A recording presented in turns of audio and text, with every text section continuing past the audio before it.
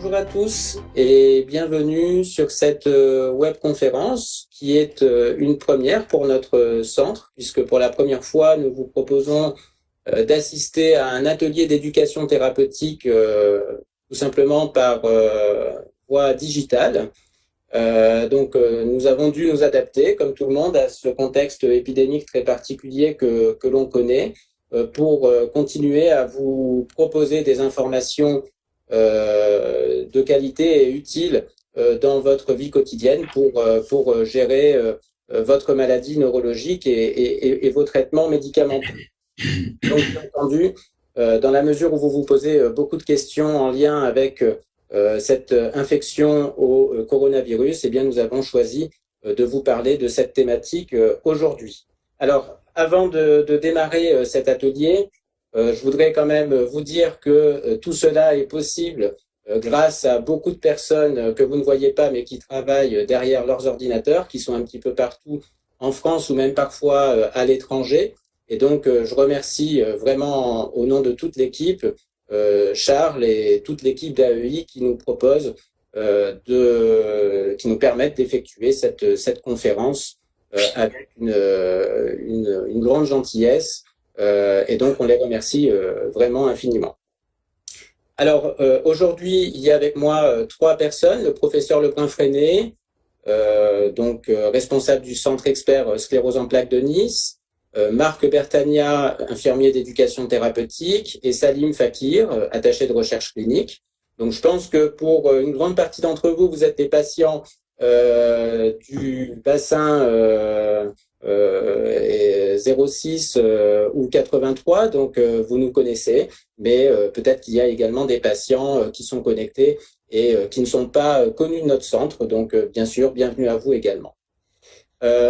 Petites informations techniques pour démarrer, simplement pour vous dire que c'est un atelier d'éducation thérapeutique et donc ça doit être interactif. Vous avez la possibilité de poser vos questions via le chat que vous avez à droite de votre écran. Si vous le souhaitez, vous pouvez également envoyer vos questions par SMS. Comme vous souhaitez, nous allons les recevoir, les trier, et puis on les abordera au fur et à mesure de la présentation. On en a déjà d'ailleurs reçu un certain nombre. Également, sachez que si jamais la diffusion ne fonctionne pas très bien, vous pouvez avoir une assistance technique par téléphone ou par SMS ou par mail, mais vous pouvez également tout simplement essayer de changer de flux vidéo. Vous avez en bas de la fenêtre de diffusion trois flux. Donc si jamais vous êtes connecté avec, on va dire, une vidéo qui ne fonctionne pas très bien, essayez de lancer un flux alternatif. Et ça peut tout simplement permettre de résoudre votre problème. Avant de démarrer l'atelier, dernière petite précision, quand on aura terminé notre présentation et nos échanges, on vous invitera à remplir un questionnaire de satisfaction pour savoir un petit peu ce que vous avez pensé de cet atelier, savoir si ça a répondu à vos attentes, avoir un petit peu vos retours. Ça vous prendra vraiment très peu de temps de le remplir, mais c'est important pour nous, pour éventuellement adapter ce qu'on vous proposera par la suite. Donc, on vous remercie vraiment d'avance de prendre ces quelques minutes pour le remplir. Voilà. Donc, on va pouvoir peut-être démarrer. Marc, je te laisse la parole. Bienvenue à tous nos auditeurs, que vous soyez patients, adhérents de notre programme de TP ou pas, puisque je vois qu'il y a des patients qui sont sur Nantes et plus loin encore. Donc, premier atelier d'éducation thérapeutique 100% numérique. Ça fait longtemps qu'on voulait le mettre en place. Cette situation qui est un petit peu particulière nous pousse à le faire. Et puis, c'est vrai que vous nous manquez un petit peu. Alors, bienvenue à vous tous. Alors, pour commencer, en introduction, peut-être qu'on pourrait demander à Madame Lebrun de nous parler un petit peu qu'est-ce que c'est qu'un coronavirus. Diapositive. Merci Marc. C'est vrai que maintenant, depuis 2 mois, on entend beaucoup parler du coronavirus et on n'a pas forcément compris à quel point c'était grave cette fois-ci. Donc, c'est pas inutile de le rappeler. En fait, le coronavirus, c'est une grande famille de virus et il y en a d'origine animale et il y en a d'origine humaine. Le problème de celui-ci, qu'on appelle Covid-19, en fait, Covid, c'est la contraction anglaise de Coronavirus Disease 19 parce que on l'a malheureusement découvert en 2019. Donc, le Covid-19, il pose vraiment un problème parce qu'il est parti d'une souche animale qui a été transmise à l'homme. Et généralement, ce sont les virus les plus dangereux parce qu'ils mutent et l'organisme humain n'arrive pas à les contrôler parce que c'est un matériel génétique d'origine animale. Et c'est pour ça qu'on a beaucoup de fil à retordre actuellement avec ce virus. La plupart du temps, c'est une infection respiratoire qui est banale. Et lorsqu'on a des défenses immunitaires qui sont tout à fait normales, pas forcément renforcées, ou chez les plus jeunes, eh bien, il y a plus de la moitié des gens qui sont asymptomatiques, c'est-à-dire qu'ils vont attraper le Covid et ils ne vont même pas s'en rendre compte. Et heureusement, c'est la majorité des patients et des personnes normales. On a déjà connu une telle situation, c'est pas la première fois qu'on a affaire à un Covid. Il y a eu 2003, c'est le SRAS pour ceux qui s'en rappellent. Il y a eu 2012 et vous voyez que les chiffres n'étaient pas du tout les mêmes. En 2003, il y avait 8000 personnes contaminées. En 2012, il y en avait 2000. Et là, en décembre, les premiers patients en Chine, dans la province de Yuan, vous avez tous entendu parler de ça, ont été diagnostiqués. Et si on va sur le site Santé publique qui est mis à jour tous les matins, eh bien, ce matin, il y avait 2 800 000 personnes qui avaient été déclarées Covid. Vous pouvez ajouter à cela toutes les personnes qui ne le savent pas, mais de diagnostiquer officiel, on est dans cette fourchette. Et en France, on est à 121 000 personnes diagnostiquées Covid+. Vous voyez que ce sont des chiffres impressionnants et dans ces 2,6 millions dans le monde, il y en a déjà presque 1 million aux États-Unis et un autre million dans les pays européens. Diapositive suivante.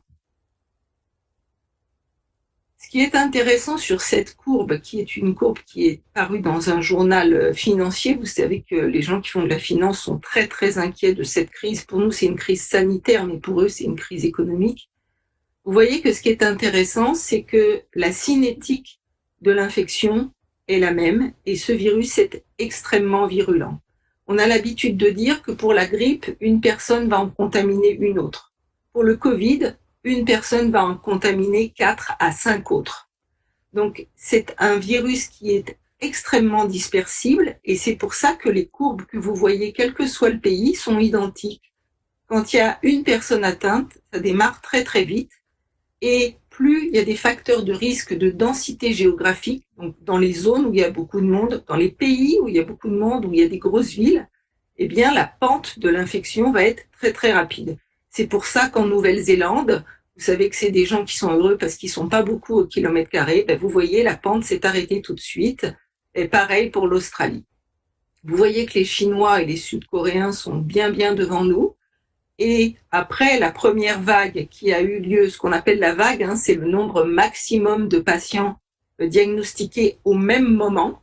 Eh bien, vous voyez que cette vague en Chine, c'est la courbe jaune, est apparue au bout d'un mois. Puis, ils ont fait un confinement. On va revenir sur l'intérêt du confinement. La pente a diminué, donc le nombre de personnes malades en même temps a diminué. Et puis là, ils attaquent ce qui est paru dans les médias et que vous avez tous vu, c'est cette fameuse deuxième vague, parce qu'il y a eu un relâchement volontaire du confinement, donc il y a une réascension du nombre de cas simultanés. Diapositive suivante. Alors, vous comprenez maintenant avec ces explications en 2 diapositives pourquoi il est important de respecter la distanciation sociale et les gestes barrières avec le fameux hashtag « Restez chez vous ». Donc, vous voyez ici, rien que dans l'équipe, on est 4 à vous parler. Il y a le docteur Cohen qui est de garde, il est en blouse, il est dans son bureau. Mais les 3 autres personnes, y compris moi, aujourd'hui, on est en télétravail et on est à la maison parce que la chose la plus efficace contre ce virus extrêmement virulent, c'est les gestes barrières et la distanciation sociale. Donc, qu'est-ce que c'est les gestes barrières? On vous rebat les oreilles avec, mais on est obligé de vous les rappeler tellement c'est important. Se laver très régulièrement les mains, même quand on ne sort pas de chez soi. même quand on ne sort pas de chez soi. C'est un réflexe que n'ont pas les Français et qu'il faut vraiment avoir. Il faut 1 fois par heure aller se laver les mains, et l'eau et le savon, c'est beaucoup mieux que le gel hydroalcoolique. C'est plus naturel, ça sèche moins les mains. Mais si vous avez du gel, vous pouvez alterner avec du gel. Si vous avez envie de tousser ou d'éternuer, faites-le dans votre coude ou dans un mouchoir que vous jetez après. Il ne s'agit pas de remettre le mouchoir dans sa poche ou dans sa manche. Donc, vous jetez votre mouchoir en papier. Et puis, bien sûr, maintenant, même dans votre intimité, eh bien, on ne se serre pas les mains et on évite les embrassades. Donc, faites attention. Les enfants peuvent être porteurs sains. Alors, c'est vrai que le câlin, c'est important. Le câlin du soir, c'est important. Mais il y a un vrai souci là de distanciation et il faut apprendre aux enfants, même les petits, à la distanciation sociale et pourquoi ils peuvent pas, quand ils éternuent, ne pas éternuer dans leur coude. Diapositive suivante. Merci Christine. Alors c'est vrai que le contexte actuel pose aussi pas mal de questions pour nos patients. Il y a beaucoup de choses qui sont un petit peu spécifiques à la maladie ou au traitement qui peuvent poser problème. Tout d'abord, tout simplement, est-ce que le fait d'être atteint de sclérose en plaques augmente le risque d'avoir une forme grave de maladie? Et puis, bien entendu, le point vraiment important, ce sont les traitements, puisque beaucoup de patients ont des traitements immunosuppresseurs. Donc, que faut-il faire avec ces traitements? C'est vrai que la question se pose. Est-ce qu'il faut avoir une attitude, on va dire, encore plus précautionneuse dans la vie quotidienne par rapport à la maladie ou au traitement éventuel? Et puis, bon, on a quand même choisi à la fin de cet atelier de vous parler un petit peu des pistes de traitement pour le coronavirus, puisque bon, même si ça fait pas vraiment partie de notre thématique, c'est quand même, je pense, un sujet qui vous intéresse beaucoup et on entend beaucoup de choses dans les médias, des choses vraies, des choses fausses. Donc voilà, c'était un petit peu aussi l'occasion de faire un petit point là-dessus. Alors, diapositive suivante. Alors, Michael, j'ai une sclérose en plaques. Est-ce que je dois être plus inquiet à cause de ma maladie? Alors, en effet, on peut se poser des questions à la fois par rapport à la maladie, à la fois par rapport au traitement. Alors, déjà, la première chose qu'il faut savoir, c'est que aujourd'hui, on commence à avoir du recul, mais quand l'épidémie a commencé, on ne savait pas du tout. On ne savait pas du tout ce qui pouvait se passer. Et donc, on a vraiment appliqué un petit peu à la fois le bon sens et le principe de précaution. Alors, sur la diapositive suivante, vous voyez que très, très vite, quand l'épidémie a démarré en France, le ministère de la Santé a publié des informations. Vous voyez que ça date du 13 mars, c'était 3 jours avant le début du confinement. Il faut vraiment se replacer dans ce contexte-là. Le ministère de la Santé a établi un certain nombre de catégories de personnes pouvant être considérées comme à risque de développer une infection grave au coronavirus. Alors, il y a des choses que vous avez déjà entendues à la télé, à la radio, les personnes âgées qui ont des maladies cardiaques, respiratoires, etc. Si on regarde un petit peu ce qui peut vous concerner, vous plus particulièrement, eh bien, la sclérose en plaques ou le handicap, handicap neurologique ou handicap au sens large, n'apparaissait pas parmi les facteurs de risque de développer une forme grave. En revanche, ce qui est entouré en rouge est plus intéressant puisque le ministère de la Santé a mis en garde les personnes qui ont une immunodépression, notamment liée à des médicaments, qu'il s'agisse d'immunosuppresseurs, de biothérapie ou de corticoïdes. Donc c'est vrai que sur la foi de ces données, on peut effectivement s'interroger. Alors, diapositive suivante. Très rapidement, les sociétés savantes, les experts qui traitent les patients atteints de maladies auto-immunes neurologiques se sont réunis et se réunissent toujours d'ailleurs très régulièrement pour proposer des recommandations. Donc vous voyez qu'il y a eu très vite des recommandations qui ont été établies par la Société francophone de la sclérose en plaques, par les centres experts sclérose en plaques français, mais aussi par les associations de recherche, les associations de patients, pour donc guider un petit peu les patients sur ce qu'ils devaient faire pendant cette période épidémique. Alors bien entendu, Quand il y a des problèmes, des questions, il faut surtout pas hésiter à se tourner vers son neurologue, vers son médecin traitant aussi, mais vers son neurologue quand la question est plus spécifique à la maladie neurologique ou au traitement.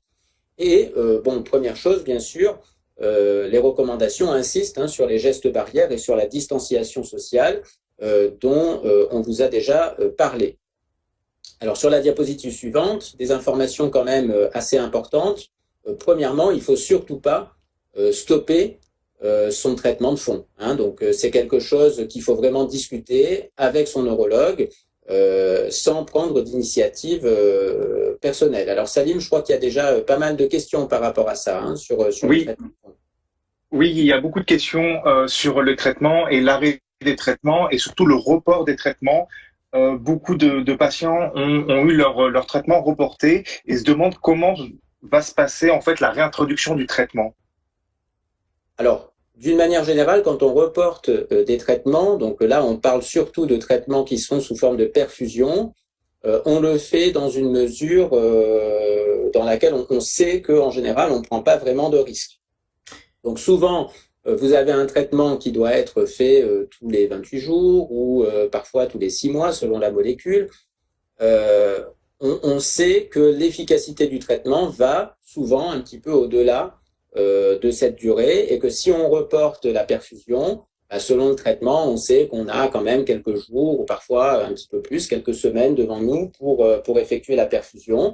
Et beaucoup de centres, dont le nôtre, ont adopté cette attitude d'espacer un petit peu les perfusions, tout simplement pour réduire le nombre de patients qui se présentent en même temps à l'hôpital, et tout ceci, bien sûr, dans le but d'appliquer nous-mêmes les mesures de distanciation sociale, que vous vous retrouviez pas aussi nombreux dans le service que ce que vous connaissez habituellement.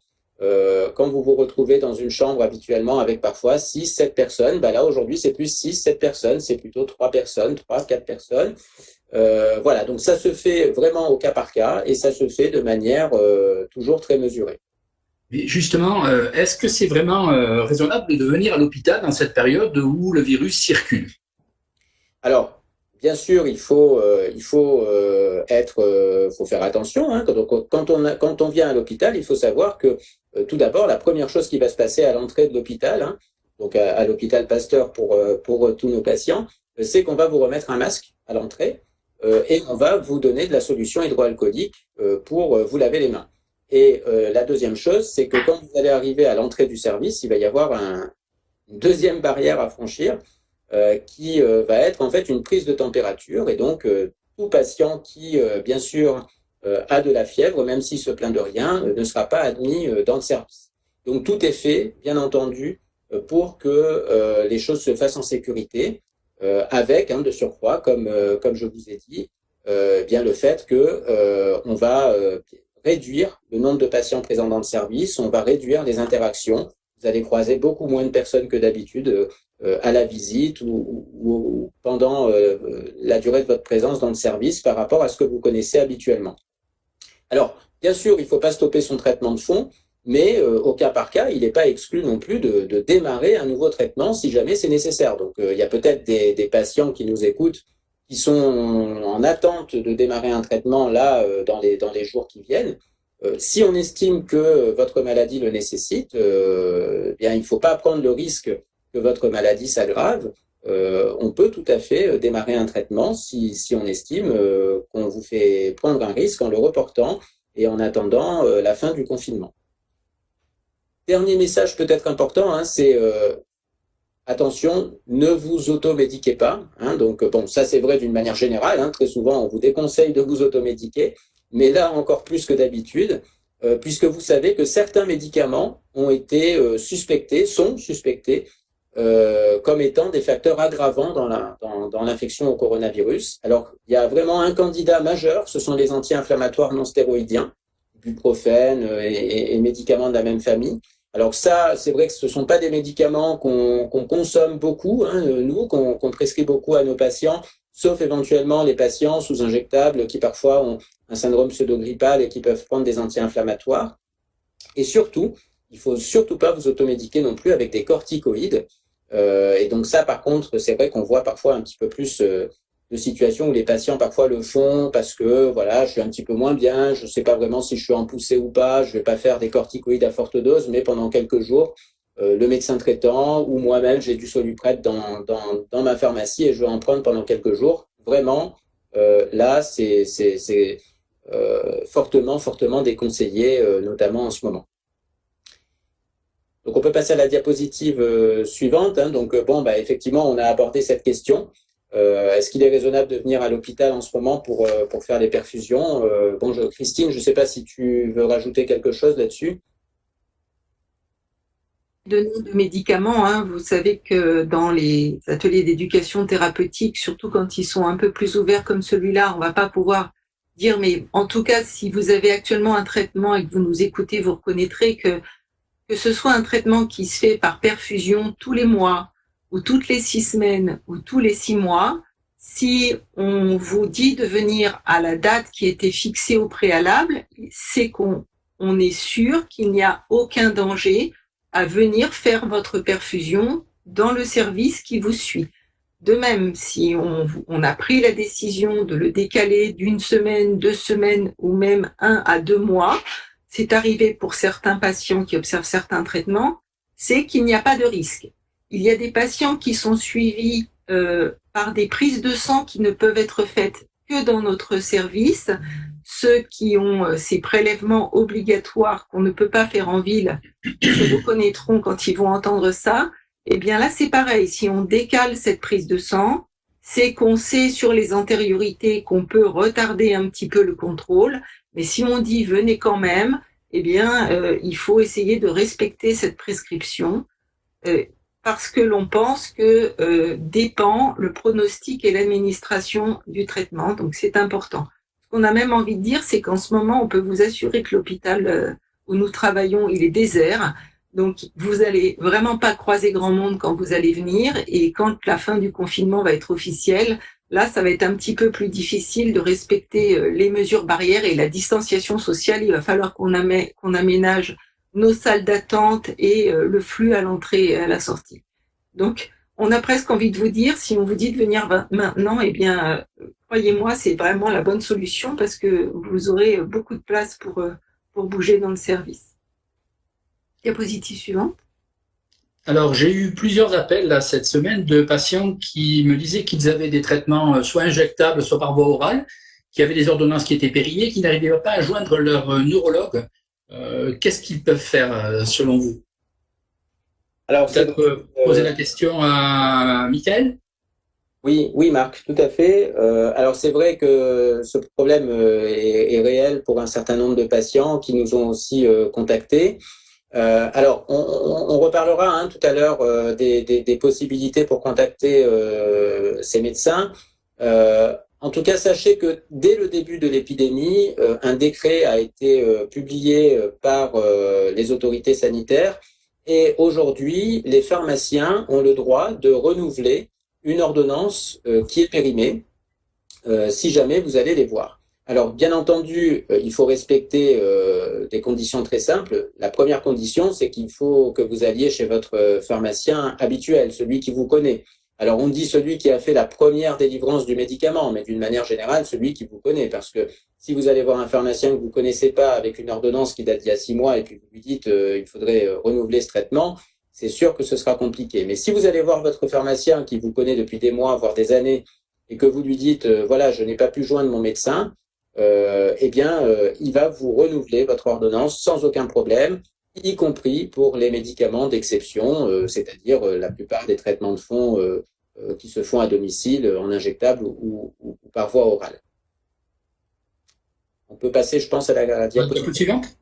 Alors, une petite question qui nous a été posée aussi. Si je pense être en poussée, qu'est-ce que je fais?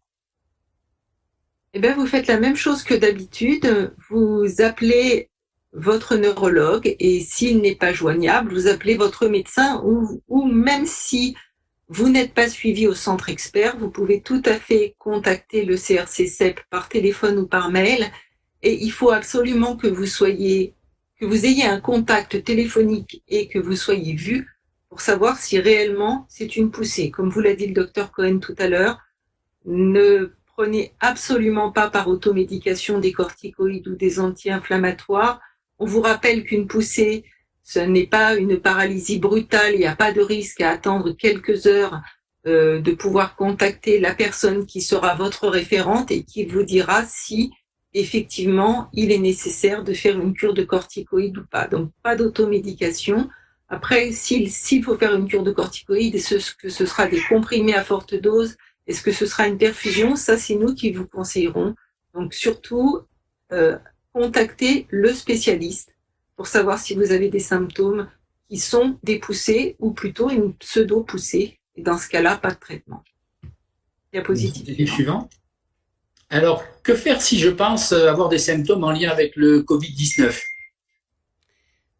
Alors, bien entendu, si vous pensez avoir des symptômes en lien avec le Covid, alors je vous les rappelle rapidement, hein, bien entendu, il y a la fièvre, il y a la toux, il y a aussi, vous savez, la perte du goût ou de l'odorat. Eh bien, dans ce cas-là, il va falloir, bien entendu, contacter votre médecin traitant et éventuellement vous faire tester. Alors, on peut passer, je pense, à la diapositive suivante. Alors, c'est vrai que clairement, il y a normalement une priorité d'accès aux tests pour les personnes qui sont considérées comme fragiles en se basant sur ce que l'on vous a montré au début du diaporama.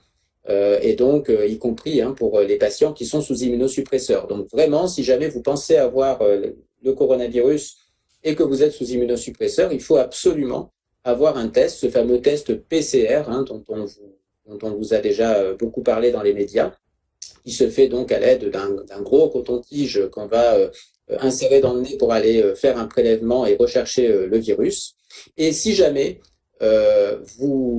l'infection est vraiment confirmée, alors eh bien, il faut savoir qu'il y a aujourd'hui des registres qui sont mis en place un petit peu partout en Europe et notamment en France pour justement voir un petit peu comment évolue l'infection au Covid-19 chez les patients atteints de sclérose en plaques. Alors, c'est un message quand même important qu'il faut vous passer aujourd'hui. Les données aujourd'hui de ce registre sont quand même plutôt rassurantes pour vous. Il y a, on va dire, entre 150 et 200 patients. Alors, ça augmente tous les jours, ça augmente, ça a augmenté très vite et puis maintenant, heureusement, un petit peu plus lentement. Mais on a quand même un petit peu le recul maintenant de ce qui se passe chez les patients atteints de sclérose en plaques. Eh bien, clairement, on voit que le risque de forme grave de coronavirus n'est pas plus élevé chez les patients qui sont sous immunosuppresseurs. Donc ça, c'est vraiment un message important, c'est que même si on pensait au départ que le traitement immunosuppresseur pouvait aggraver la situation, ça n'a pas l'air d'être le cas en pratique, quel que soit le traitement. Donc il n'y a vraiment aucun signal d'alerte à ce niveau-là, et finalement on se rend compte que le risque de forme grave, eh bien, il augmente surtout chez les personnes fragiles du fait de leur comorbidité cardiaque, respiratoire, ou chez les personnes qui sont fragiles du fait de leur état général, donc avec par exemple un degré d'autonomie très limité. Diapositive suivante. Oui, alors si je suis atteint de sclérose en plaques et que j'ai été infecté par le Covid-19, est-ce que je peux participer à la recherche sur le virus? Alors dans cette question, Marc, en fait, il y a plusieurs réponses. Il y a des gens qui sont actuellement traités pour leur sclérose en plaques dans le cadre d'une étude. Et ce qu'il faut savoir, c'est que s'ils ont un médicament par l'intermédiaire d'une étude clinique, ils pourront quand même, c'est l'exception, participer à la recherche sur le virus. Et il y a actuellement deux types de recherche sur le virus. Il y a la recherche opérationnelle qui fait que si vous avez des symptômes, on va vous proposer de rentrer dans une étude clinique avec différents médicaments qui sont disponibles. On a préparé une diapositive qui vous liste tous les médicaments qui sont à l'essai. Et il y a la recherche épidémiologique qui fait qu'on essaye, dans tous les centres experts en France et même dans le monde, de collecter des informations anonymes chez tous les patients qui ont une sclérose en plaques ou une maladie apparentée et qui ont eu des symptômes suspects du Covid ou qui ont été documentés comme étant positifs au Covid. Donc, la réponse est oui à tous les niveaux. Un médicament dans le cadre d'une étude pour la CEP, oui, vous pouvez participer à la recherche. Participer au registre des patients CEP suspects ou ayant eu un Covid, oui, vous pouvez participer.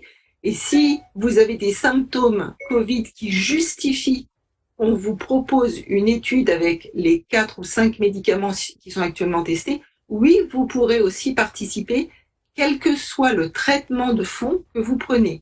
On a vu là sur les écrans qu'il y a énormément de questions sur les traitements avec des patients qui disent j'ai tel traitement, j'ai tel traitement, j'ai tel traitement. Il y a 0 exception, quel que soit le traitement que vous prenez actuellement, et tous les conseils qu'on vous a donnés jusqu'à présent et tous ceux qui vont suivre, c'est quel que soit votre traitement de fond. Diapositive suivante. Donc ça, c'est le registre dont je viens vous parler. Si vous avez des symptômes qui sont très évocateurs ou si vous savez déjà que vous avez été positif du Covid, contactez votre neurologue ou directement le CRC CEP de Nice. C'est un registre déclaratif, donc il n'y a aucun souci. Et toutes ces données françaises vont ensuite aller dans une méga base de données qui est actuellement coordonnée par les Anglais, sur lequel vous pouvez aussi faire directement votre déclaration. Mais on vous incite à passer par les centres experts parce que c'est un critère de qualité qui permet de vérifier que vous n'avez pas eu une grippe ou une allergie. Vous savez que les symptômes sont les mêmes. Donc, il faut vraiment être sûr que vous ayez eu des symptômes évocateurs du Covid et pas une autre raison d'avoir de la fièvre ou de tousser.